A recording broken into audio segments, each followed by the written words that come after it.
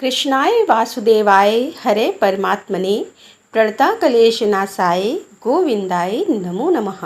राधे राधे। जय श्री कृष्णा। आज की कथा में आप सभी भक्तों का हार्दिक स्वागत है। भगवान श्री कृष्ण और श्रीमती राधा रानी की कृपा सदैव आप पर और आपके समस्त परिवार पर बनी रहे। इससे पहले कि सभी अध्याय सुनने के लिए आप सभी का बहुत बहुत आभार। और आज का अध्याय सुनने से पहले आप सुनेंगे भगवान के एक भक्त की बड़ी भोली सी कथा। जितने भी पुराण हैं या फिर जितने भी शास्त्र हैं, वेद हैं, सब में एक बात बहुत अच्छे से वर्णित है कि भगवान श्री हरि विष्णु को अपने भक्त बहुत प्रिय है। ठाकुर जी को अपने भक्तों से बड़ा प्रेम होता है। और भगवत गीता में भगवान ने स्वयं भी कहा है कि ज्ञान से भक्ति या फिर तपस्या से मेरे दर्शन पाना अत्यंत दुर्लभ है, लेकिन प्रेम के द्वारा, निर्मल प्रेम के द्वारा भक्त मुझे पा लेते हैं। और इस विषय में बहुत सारी सत्य कथाएं भी प्रचलित हैं। मतलब ऐसा नहीं है कि सिर्फ पुराणों में ही हमें भगवान की भक्ति का अनुभव मिलता है या फिर वर्णन मिलता है, बल्कि भक्ति और प्रेम से बहुत सारे भक्तों ने इस युग में भी भगवान के दर्शन किए हैं और उनकी साक्षात लीला का अनुभव भी किया है। ऐसी ही एक कथा है मुंबई के धुआं गांव की एक भक्त थे। धनन्ना जी का जन्म हुआ था मुंबई के पास ही धुआन गांव में एक जाट घराने में। उनके माता पिता कृषि और पशुपालन का काम करते थे और कृषि पशुपालन के काम से ही अपना जीवन यापन करते थे। बहुत निर्धन थे। बहुत से लोग जैसे ही धनन्ना बड़ा हुआ उसे भी पशु चराने के काम में लगा दिया और अब वह प्रतिदिन पशु चराने जाया करते थे। गांव के बाहर ही कच्चे तालाब के किनारे एक ठाकुर द्वारा था जिसमें बहुत सारे ठाकुरों की मूर्तियां रखी हुई थी। लोग प्रतिदिन वहां आकर माथा टेकते और भेंट अर्पण करते थे। धनन्ना पंडित को ठाकुरों की पूजा करते, स्नान करवाते और घंटियां खड़खड़ाते रोज देखा करते थे। अब बुद्धि कम थी, वह उम्र में छोटे भी थे, इसीलिए समझ नहीं पाते थे। लेकिन एक दिन उनके मन में यह विचार आया कि चलकर देखते हैं यह क्या है। फिर ठाकुर द्वार के पास जाकर उन्होंने पंडित जी से पूछा कि आप मूर्तियों के आगे बैठकर क्या करते हैं। तब पंडित ने कहा कि ठाकुर जी की सेवा करते हैं। धन्ना ने पूछा कि इससे क्या होता है। तब पंडित जी ने कहा कि सेवा करने से मनोकामनाएं पूर्ण होती हैं। अब धनन्ना को तो बड़ा आश्चर्य हुआ और उसे अच्छा भी लगा क्योंकि अपनी समस्या का समाधान मिल गया। उसे धनन्ना ने कहा कि अगर इससे मनोकामनाएं पूर्ण हो जाती हैं तो यह ठाकुर मुझे भी दे दो। अब पंडित जी थोड़े परेशान हो गए, लेकिन धनन्ना जाट तो जिद पर ही अड़ा रहा। यह ठाकुर मुझे चाहिए क्योंकि इससे मेरी सारी समस्या का समाधान हो जाएगा। इससे मनोकामनाएं पूर्ण हो जाती हैं। अगर इनकी सेवा करने से यह प्रसन्न हो जाते हैं और सारी कामनाएं पूर्ण हो जाती हैं तो यह ठाकुर तो मैं लेकर ही जाऊंगा। अब पंडित जी ने उससे छुटकारा पाने के लिए एक कपड़े में पत्थर लपेट कर दे दिया और कह दिया कि यही ठाकुर जी हैं। घर जाकर धनन्ने ने पत्थर को ही ठाकुर समझकर स्नान करवाया और भोग लगाने के लिए कहने लगा। उसने ठाकुर के आगे बहुत मिन्नतें की, धन्य के कसम खाई कि यदि ठाकुर जी आप नहीं खाएंगे तो मैं भी भूखा ही रहूंगा। उसका यह प्रण देखकर प्रभु प्रकट हुए तथा रोटी खाई और लस्सी पी। इस प्रकार धनन्ने ने अपने भोलेपन में पूजा करने और साफ मन से पत्थर में भी भगवान को पा लिया। जब धनन्ने को लगन लगी उस समय उसके माता पिता बूढ़े हो चुके थे और वह अकेला नवयुवक था। उसके मन में यह विचार आया कि ठाकुर को पूजा करके यदि खुश कर लिया जाए तो सब कुछ हासिल किया जा सकता है, तो उसे अवश्य यह करना होगा जिससे कि घर की गरीबी चली जाए तथा सुख आए। ऐसा सोचकर वह पंडित जी के पास गया। अब पंडित ने पहले तो ठाकुर देने से मना किया कि वह ठाकुर की पूजा अकेले नहीं कर पाएगा। दूसरा, तुम अनपढ़ भी हो। तीसरा, ठाकुर जी मंदिर के बिना कहीं नहीं रहते और ना ही प्रसन्न होते हैं, इसीलिए तुम जिद मत करो और खेतों को संभालो। ब्राह्मण का धर्म है पूजा पाठ करना और जाट का कार्य है अनाज पैदा करना। इस प्रकार से पंडित जी ने उसे बहुत सारी बातें कहकर समझाने की कोशिश की, परंतु धनन्ना तो टस से मस नहीं हुआ। अपनी पिटाई के डर से पंडित जी ने जो शालिग्राम मंदिर में फालतू पड़ा था उठाकर धनन्या को दे दिया और पूजा पाठ की विधि भी बता दी। अब तो पूरी रात धनन्या को नींद नहीं आई। वह पूरी रात सोचता रहा कि ठाकुर जी को प्रसन्न कैसे करेगा और उनसे क्या मांगेगा। सुबह उठकर अपने नहाने के बाद उसने ठाकुर जी को स्नान कराया और भक्ति भाव से बैठकर लस्सी रिड़की और रोटी पकाई। उसने प्रार्थना की कि हे प्रभु, भोग लगाओ, मुझ गरीब के पास रोटी, मक्खन और लस्सी ही है और कुछ नहीं है। जब और चीज़ें दोगे तब आपके आगे रख दूंगा। वह बैठा और ठाकुर जी को देखता ही रहा। अब पत्थर भोग कैसे करे? पंडित जी तो भोग का बहाना बनाकर सारी सामग्री घर ले जाते थे, पर भले बालक को इस बात का ज्ञान कहाँ था। वह तो व्याकुल हो गया और व्याकुल होकर कहने लगा कि क्या आप जाट का प्रसाद नहीं खाते? दादा तो इतनी देर तक नहीं लगाते थे। दादा अर्थात जो पहले वह पत्थर लेकर आया था, उसकी बात उसने की। सालिग्राम से कहने लगा कि यदि आज आपने प्रसाद नहीं खाया तो मैं तो मर ही जाऊंगा, लेकिन आपके बगैर नहीं खाऊंगा। प्रभु जानते थे कि यह मेरा निर्मल भक्त है, छल कपट जानता नहीं है, तो अब तो प्रकट होना ही पड़ेगा। 1 घंटा और बीतने के बाद धनन्ना क्या देखता है कि श्री कृष्ण के रूप में भगवान जी रोटी माखन के साथ खा रहे हैं और लस्सी पी रहे हैं। भोजन खाकर प्रभु बोले, धनन्या, जो इच्छा है मांग लो, मैं तुम पर प्रसन्न हूँ। धनन्या ने हाथ जोड़कर बड़े भाव से विनती की, जो तुम्हारी भक्ति करते हैं तो उनके सारे कार्य सवार देते हैं। मुझे गेहूँ, दाल और घी दे दीजिए, मैं खुश हो जाऊँगा। यदि जूता, कपड़े और 7 प्रकार के अनाज, गाय या भैंस, सवारी करने के लिए घोड़ी तथा घर की देखभाल करने के लिए सुंदर नारी मुझे दे। अब धनन्या यह वचन सुनकर प्रभु हंस पड़े और बोले कि यह सब वस्तुएं तुम्हें मिल जाएंगी। फिर प्रभु बोले, अनन्या कुछ। तब धनन्ना बोला कि हे प्रभु, मैं जब भी आपको याद करूं आप दर्शन दीजिए, यदि कोई ज़रूरत हुई तो बताऊंगा। तथास्तु, भगवान ने उत्तर दिया। तब धनन्ना बोला कि हे प्रभु, आज से मैं आपका आजीवन सेवक हुआ, आपके अलावा किसी अन्य का नाम नहीं लूँगा। धनन्ना खुशी से दीवाना हो गया था। उसकी आंखें बंद हो गईं। जब आंखें खुली तो प्रभु वहाँ नहीं थे। वह पत्थर का सालिग्राम वहाँ पड़ा था। उसने बर्तन में बचा हुआ प्रसाद खाया, जिससे उसे तीनों लोकों का ज्ञान हो गया। प्रभु के दर्शनों के कुछ दिन के पश्चात धनन्या के घर सारी खुशियाँ आ गईं। एक अच्छे अमीर घर में उसका विवाह हो गया। उसकी बिना बोई भूमि पर भी फसल लहराने लगी।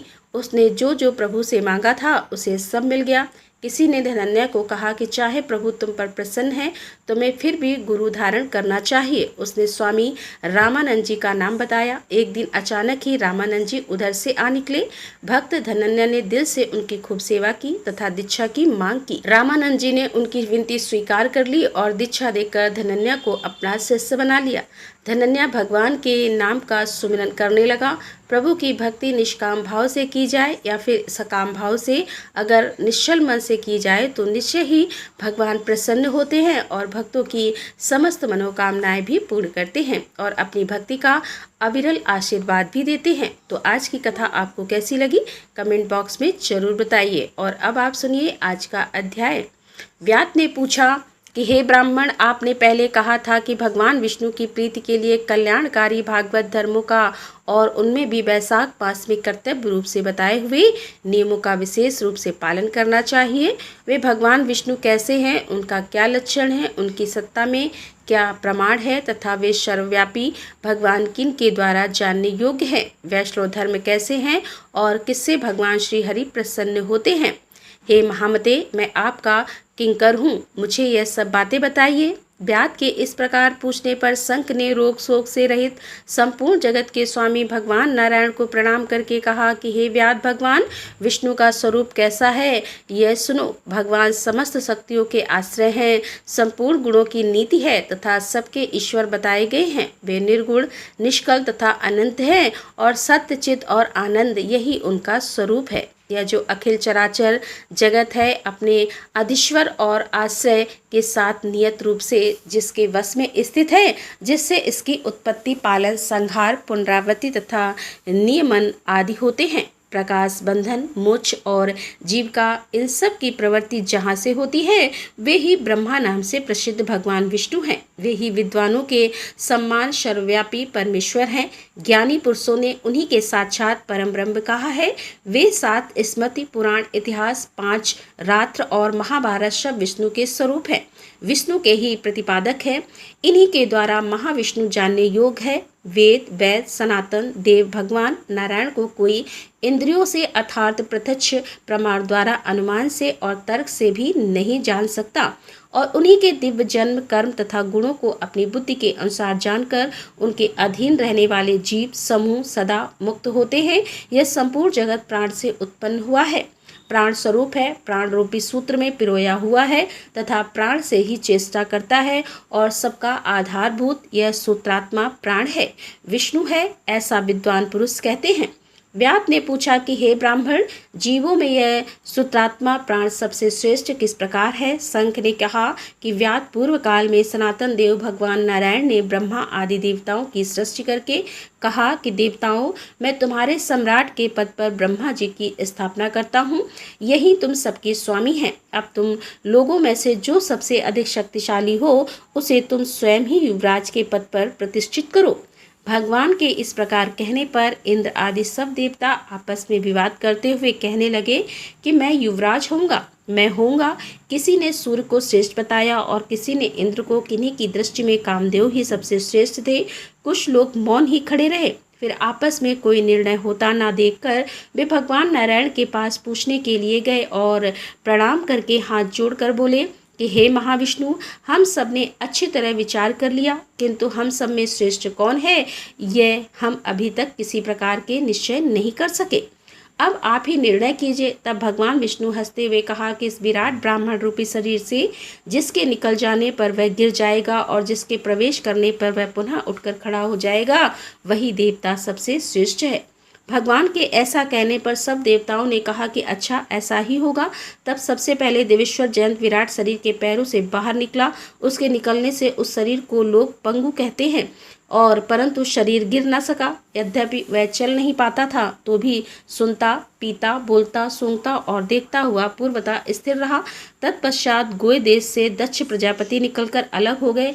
तब लोगों ने उसे नपुंसक कहा, किंतु उस समय भी वह शरीर गिर न सका। उसके बाद विराट शरीर के हाथ से सब देवताओं के राजा इंद्र बाहर निकले।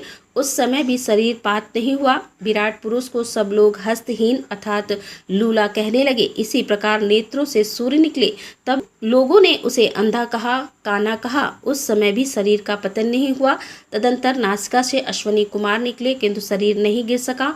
केवल इतना ही कहा जाने लगा कि यह सूंघ नहीं सकता। कान से अधिशास्त्री देवियां दिशाएं निकली। उस समय लोग उसे बंधिर कहने लगे, परंतु उसकी मृत्यु नहीं हुई। तत्पश्चात जीवा से वरुण देव निकले। तब सब लोगों ने यही कहा कि यह पुरुष रस का अनुभव नहीं कर सकता, किंतु देहपात नहीं हुआ। तदंतर वाक इंद्रियों से उसके स्वामी अग्निदेव निकले। उस समय उसे गूंगा कहा गया, किंतु शरीर नहीं गिरा। फिर अंतःकरण से बोध स्वरूप रुद्र देवता अलग हो गए। उस दशा में लोगों ने उसे जड़ कहा, किंतु शरीर पात नहीं हुआ। फिर सबके असप और फिर सबसे अंत में उस शरीर से प्राण निकला।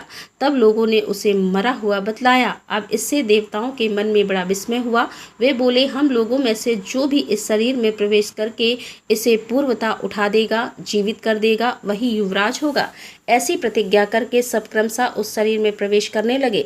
जयंत ने पैरों में प्रवेश किया, किंतु वह शरीर नहीं उठा। प्रजापति दक्ष ने गुह इंद्रियों में प्रवेश किया, फिर भी शरीर नहीं उठा। इंद्र ने हाथ में, सूर्य नेत्रों में, दिशाओं ने कान में, वरुण देव ने जीवा ने, अश्वनी कुमार ने नासिका में, अग्नि ने वाक इंद्रियों में तथा रुद्र ने अंतःकरण में प्रवेश किया, किंतु वह शरीर नहीं उठा। और उसके इस अंत में प्राण ने प्रवेश किया। तब वह शरीर उठकर खड़ा हो गया। तब देवताओं ने प्राण को ही सब देवताओं में श्रेष्ठ निश्चित किया। बल, ज्ञान, धैर्य, वैराग और जीवन शक्ति में प्राण को ही सर्वाधिक मानकर देवताओं ने उसी को युवराज पद अभिषेचित किया। इस उत्कृष्ट स्थिति के कारण प्राण को उक्त कहा गया है। अतः समस्त चराचर जगत प्राणात्मक है। जगदीश्वर प्राण अपने पूर्ण एवं बलशाली अंशों द्वारा सर्वस्त्र परिपूर्ण है। प्राणहीन जगत का अस्तित्व नहीं है। प्राणहीन वस्तु की स्थिति नहीं है। इस कारण प्राण सब जीवों में श्रेष्ठ, सबका अंतर आत्मा और सर्वाधिक बलशाली सिद्ध हुआ। इसीलिए प्राणोपासक प्राण को ही सर्वश्रेष्ठ मानते हैं। प्राण सर्वदेवात्मक है। सब देवता प्राणमय है। वह भगवान वासुदेव का अनुगामी तथा सदा उन्हीं में स्थित है।